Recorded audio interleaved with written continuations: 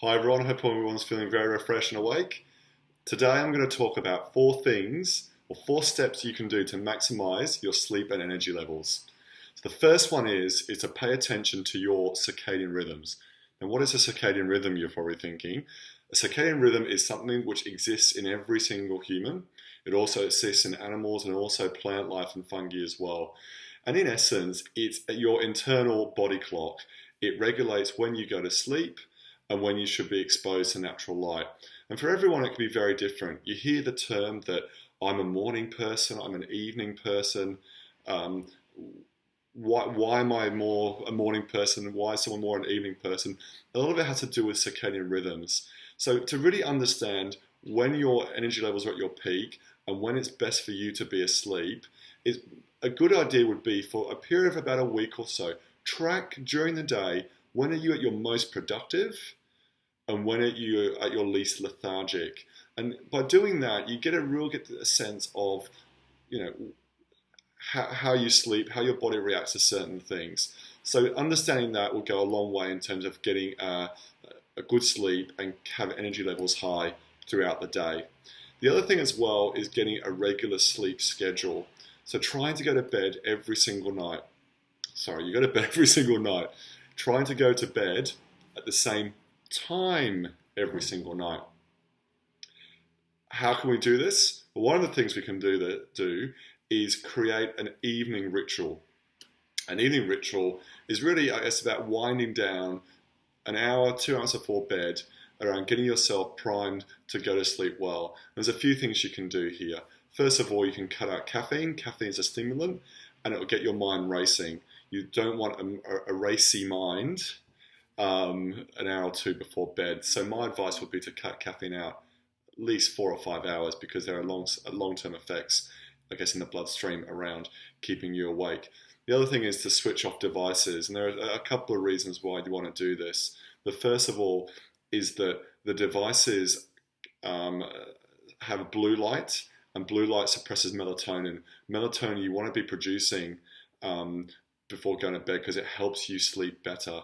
The other thing as well, it creates a lot of sensors and stimuli in the brain. Watching TV, particularly things that require a lot of thought, also create a bit of fear as well, sort of violence, horror, things like that, that can have long-lasting effects in terms of not allowing you to sleep properly. So cutting that thing out as well. And also getting a good habit in the evening as well will enable your body to and brain to understand that this is now the time to sleep and it's the time now to relax. On the flip side, and the number three thing you can do to up your game, up your energy, and maximize that is to create a morning routine. So getting up in the morning, not hitting the snooze button, waking up and doing a few things. I do this every morning. I've been doing this for the last 6 months and it's helped me massively. And what I do, I'll just show you my experiences, is I would wake up, I would get up, have a hot cup of water, hydrate myself, do some stretches, and then do some meditation. I'd do that for about 20 minutes, then I'd do some reading, do a little bit of exercises, and it really it gives you a sense of accomplishment. It gives you a sense that you can go out for the rest of the day and tackle whatever you need to do. And it's really helped me massively, definitely from a frame of mind. And then that carries throughout the whole day until the evening when I'm naturally tired and I fall asleep a lot easier. And the other thing as well you can do, and the fourth thing I'm going to mention today, is practicing energy renewal activities. And what I mean is energy renewal activities during the day. So there's a few things you can do. And the easiest one you can do is at lunchtime going for a walk. So getting some fresh air, getting away from the task, whether it's a job, whether it's chores, whatever it may be, taking a break, getting some walk, getting some fresh air can really break the cycle of feeling that you need to get stuff done, putting yourself under pressure makes a massive difference. Now that's probably something, if you're working in a job where you're not at home, for example, you could easily do, getting away for 10 or 15 minutes, or even just standing up and going for a walk for 5 minutes and not sit down as much. That can help a lot in terms of renewing energy. The other thing you could do is, if you were working from home, for example, or an entrepreneur, is potentially look at having an afternoon nap. afternoon naps typically have helped a lot of people in terms of reinvigorating them.